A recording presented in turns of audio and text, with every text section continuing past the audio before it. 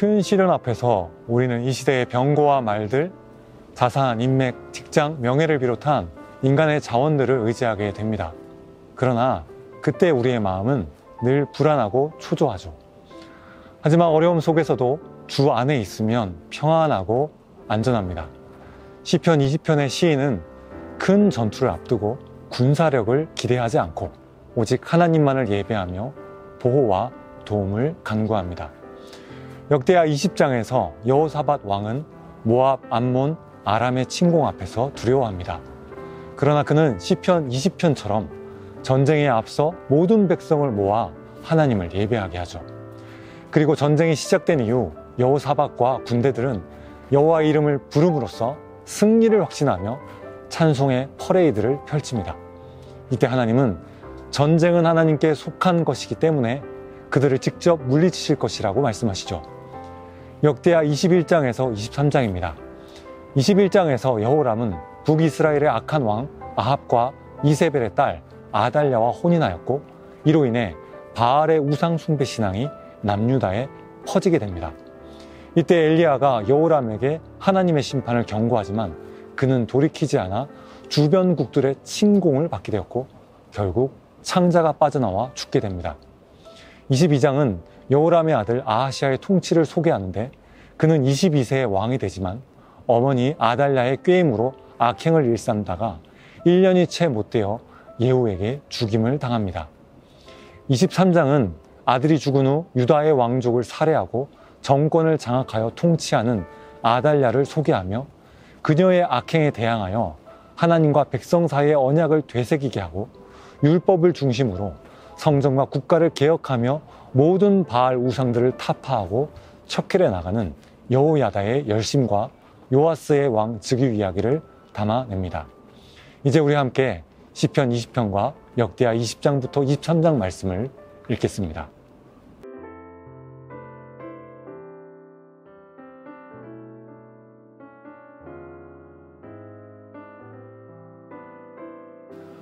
오늘은 숭실대 유기신소재학과 김지훈 교수님, 김병효 교수님과 함께 말씀을 나누도록 하겠습니다.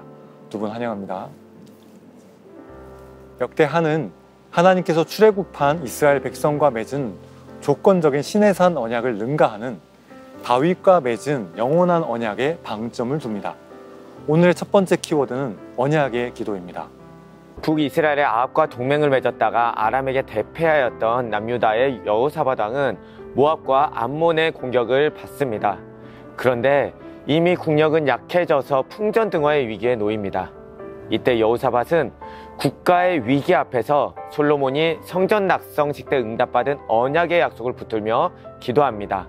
하나님께서는 주의 성전과 주의 앞에 서서 주께 부르짖은즉 구원하시겠다고 약속하지 않으셨습니까? 그 약속을 지켜주세요 라고요. 그의 기도는 우리가 어떻게 기도해야 하는지를 보여줍니다. 하나님은 언약을 성취하는 분이시기에 여호사밧이 언약의 기도를 할 때 그것을 기억하셨습니다. 그리고 하나님은 다윗 자손에게 등불을 주시겠다고 하신 약속을 지키셨고, 다윗의 자손이 절멸되는 상황 속에서도 어린 요아스를 숨기심으로 다윗 왕가를 회복하셨습니다. 우리의 기도가 이러한 언약의 기도가 되기를 소망합니다. 지극히 작고 개인적인 내용이지만 제가 초등학교 때 아버지께서 사업에 실패하시고 서울을 떠나 인천으로 이사를 가게 되었습니다. 얼마 지나지 않아 제 어머니께서는 직장암 3기 말에 선고를 받게 되셨습니다. 저는 이때까지 집안 사정이 얼마나 어려운지 전혀 알지 못하다가 어머니께서 입원을 하시게 된 후에 집안 사정과 어머니의 위중함을 알게 되었고 마음이 무너지게 되었습니다. 이때 하나님께서 주신 말씀이 바로 야고보서 1장 2절부터 8절 말씀입니다. 요약하자면 너희가 여러 시험을 당하거든 온전히 기쁘게 여기라. 믿음의 시련이 인내를 만들고 저를 온전하고 구비하여 조금도 부족함이 없게 하려 함이라는 말씀이 4절까지의 말씀이고, 5절부터는 지혜가 부족하면 구하라. 의심 없이 구한다면 후히 주시고 꾸짖지 아니하시는 하나님께서 반드시 주신다는 말씀입니다. 이 말씀을 묵상하고 기도하는 가운데 제 마음에 당시에는 알 수 없는 평안과 함께 믿어 의심치 않는다면 확실히 주님께서 주신다는 강한 믿음이 생겨났습니다. 말씀을 붙들고 기도했을 때 하나님께서는 제가 구했던 모든 것을 정말 후히 주시고 넘치게 채워주셨습니다. 이후 어머니께서는 기적적으로 암을 이겨내셨고, 비록 여전히 가난하긴 했지만 하나님을 더욱 의지하는 화목한 가정이 된 경험이 있습니다. 그러한 믿음의 체험 이후 저는 하나님께서 최적의 때에 최선의 방법으로 언약의 기도를 들어주심을 신뢰하게 되었고, 지금까지 제 삶을 통해 헤아릴 수 없는 수많은 언약을 성취하시는 주님을 경험하게 되었습니다. 언약을 반드시 성취하시는 신실하신 하나님을 찬양합니다. 아멘. 이어지는 두 번째 키워드는 승리의 비결입니다. 주일학교 시절 아침에 일어나서 자기 전까지 틈날 때마다 습관적으로 기도를 하고, 교회에서 예배나 기도회가 있으면 기쁜 마음으로 제일 먼저 달려갔던 모습을 기억합니다. 대학원에서 공부할 때만 해도 예배를 사모하고 찬양하는 것이 가장 큰 위로이자 행복이었습니다. 그런데 취업을 하고 삶이 안정되고 풍요로워지면서 작은 일에도 먼저 기도하고 성경을 묵상함으로 하나님의 뜻을 구했던 모습은 점차 사라지게 되었습니다. 일의 경중을 하나님이 아닌 제가 판단하고 작은 일이라 생각되는 것은 기도도 하지 않고 생각나는 대로 처리했습니다. 그렇게 몇 년을 지내다 보니 기도는 형식화되었고 묵상을 통한 교제, 예배의 감동은 점차 사그라들게 되었습니다. 어려운 일이 닥칠 때 제 힘으로 해결하고자 애썼고 사람들을 의지하며 세상적인 방법으로 돌파하고자 하였습니다.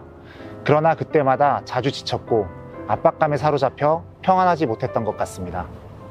전쟁에 나가기 전 가장 먼저 하나님께 간구하며 예배하는 모습, 또 전쟁 시작 전에 이미 승리를 선포하는 여호사밧의 모습을 통해 전쟁의 승리는 인간의 계획이나 개개인의 능력의 문제가 아닌 내가 하나님 편에 서 있을 때 주어지는 것임을 깨닫게 됩니다. 우리 삶의 주관자이시며 모든 전쟁의 승리자가 되시는 하나님 앞에 나의 생각과 경험을 내려놓고 전적으로 하나님을 의지하는 것이 진정으로 복된 승리의 삶임을 고백해 봅니다. 저 또한 하나님을 의지하는 것, 그리고 진짜 순종만이 승리의 비결이 될 수 있다고 봅니다. 역대하 20장에서 여호사밧의 기도의 결과 하나님께서는 선지자를 통해 대답해 주십니다. 이 전쟁에는 너희가 싸울 것이 없나니 너희와 함께한 여호와가 구원하는 것을 보라. 이 말씀에 여호사밧은 진짜 순종하지요. 싸울 것이 없다고 하니까 정말 싸울 생각을 하지 않는 것 같습니다. 보통 전쟁 시에는 맨 앞은 방어력이 높은 보병을 채우는 것이 상식입니다. 그런데 여호사밧은 군대 맨 앞에 노래하는 자를 세워 하나님을 찬양하게 합니다. 정말 놀라운 믿음입니다. 이러한 믿음이 제게 있는지 보게 됩니다. 만약 제가 같은 상황이었다면 하나님께서 싸울 것이 없다라고 말씀하셔도 혹시 모르니 적어도 기병, 보병, 궁병의 군대는 제대로 갖춰놓았을 것 같습니다. 여러분, 우리가 의지하는 것은 무엇인가요? 저 자신에게도 물어보았습니다. 돈, 연구 결과, 인간관계, 아니면 강의 능력, 어떤 이는 병거 혹은 말을 의지하나 우리는 여호와 우리 하나님의 이름을 자랑하리로다. 아멘. 우리도 피조물을 의지하는 것을 완전히 끊고 창조주 하나님만을 의지할 때 하나님께서는 우리에게 승리를 허락하여 주실 것입니다. 아멘. 마지막 세 번째 키워드는 척결의 신앙입니다. 저는 예후와 여호야다를 중심으로 척결의 신앙의 중요성을 생각해 보았는데요. 아합의 딸 아달랴를 통해 들어온 남유다의 우상 숭배와 영적 간음의 모든 잔재들을 척결함에 있어서 하나님은 예후와 여호야다를 사용하셨습니다. 특히 예후와 여호야다와 같은 공의의 사역들이 우리 기독교 공동체 가운데 필요하다고 여겨집니다. 두 분 교수님은 이에 대해서 어떻게 생각하시는지 궁금합니다. 저는 다윗을 참 좋아하는데요. 다윗의 진정한 위대함은 죄를 깨달았을 때 지체 없이 바로 회개하는 모습이라 생각합니다. 제가 생각하는 회개는 척결의 신앙과 연결되는데요. 철저한 회개 없이 진정한 회복과 발전을 기대하기란 어렵습니다. 죄의 모습에 대한 확실한 돌이킴이 없는 회개는 자기 만족일 수 있으며 진정한 의미의 회개라고 보기 어렵다고 생각합니다. 이는 비단 개인의 문제에 국한되지 않고 공동체에도 적용이 됩니다. 저는 20대에 찬양팀을 오랫동안 섬겼습니다. 자주 지각하고 잦은 불평으로 지체들을 배려하지 못했습니다. 늘 저를 아껴주시고 기도해 주셨던 찬양팀 리더 목사님께서 어느 날 저를 불러 단호한 어조로 이러한 모습을 깨닫게 해주셨고, 이로 인해 저는 찬양팀에서 나오게 되었습니다. 그런데 함께 찬양하지 못한다는 상실감은 잠시였고, 회중의 자리에서 예배를 드리며 제 안에 반성과 더불어 신기한 회복이 일어나기 시작했습니다. 1년쯤이 지난 후 하나님께서는 겸손함을 가르쳐 주시며 다시 찬양팀으로 저를 부르셨고, 이때 찬양팀은 그 전과는 비교가 되지 않을 정도로 뜨거운 공동체로 변해 있었습니다. 물론 사랑으로 품어주는 것이 중요합니다만 죄에 대한 과감한 척결을 통해 회복의 기회를 얻는 것 또한 큰 은혜이며 신앙 성장에 있어 반드시 필요한 과정이라 생각합니다. 저 역시 사랑과 공의의 조화가 중요하다고 생각합니다. 사랑만을 외치다 보면 악을 품어주는 일을 보게 됩니다. 악한 것이 있어도 눈 감아주고 비겁하게 넘어가는 것이지요. 여호야다는 그러지 않았습니다. 악한 일을 보고서 눈 감지 않았습니다. 아달랴가 다윗의 씨를 다 죽이고 독재하고 있을 때 모두가 숨을 죽이며 있었으나 여호야다는 요아스 왕자를 숨겼고 성전과 국가를 개혁하며 요아스를 왕위에 세웠습니다. 탈로 되면 자기가 죽을 수도 있었으나 그는 담대하게 용기를 가지고 하나님의 일들을 수행합니다. 우리 모두가 여호야다와 같은 하나님의 공의를 세우는 척결의 신앙을 가지기를 소망합니다. 아멘. 두 분의 나눔과 결단이 주님께 연락되길 기도합니다. 주께서 사랑하시는 여러분, 이제 몇 주 후면 대림절이 시작되죠. 대림절의 라틴어 어원 어드벤투스는 하나님께서 그리스도로 이 땅에 오신다라는 뜻을 지닙니다. 하나님 나라의 시간은 미래, 현재, 과거로 흘러가는데 우리 하나님은 이미 이루신 완성된 계획을 성취하시기 위해 오시는 하나님이십니다. 여호사밧은 전쟁에 앞서 승리의 하나님을 찬양하며 노래했습니다. 그는 하나님께서 이미 완성된 승리를 이뤄 가실 것을 신뢰했습니다. 하나님은 동일하게 우리에게도 말씀하십니다. 큰 군대가 있다고 해서 두려워하거나 놀라지 말라. 하나님의 전쟁이다. 지금은 연약한 듯 보여도 하나님을 경외하며 주님께 엎드려 하나님의 승리를 선포하는 자들, 그리고 그가 속한 가정과 부서 공동체는 위기 때에도 반드시 하나님으로 인해 승리하게 될 것입니다. 아멘. 아멘. 이제 오늘 발견한 말씀의 은혜를 붙들고 우리 자신과 가정, 공동체를 축복하며 기도합시다.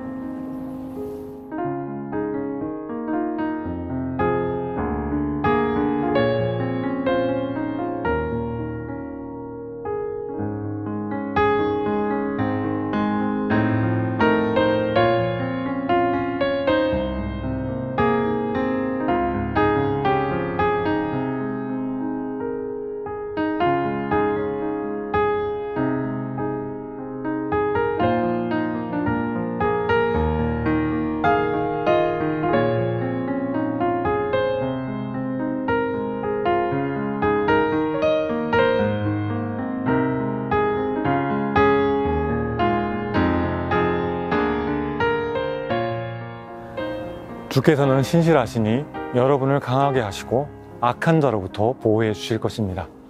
주께서 여러분의 마음을 인도하셔서 하나님의 사랑과 그리스도의 인내에 이르게 하시기를 빕니다. 여호와는 내게 복을 주시고 너를 지키시길 원하며 여호와는 그 얼굴을 내게 비추사 은혜 베푸시길 원하며 여호와는 그 얼굴을 내게로 향하여 드사 평강 주시기를 원하노라. 아멘.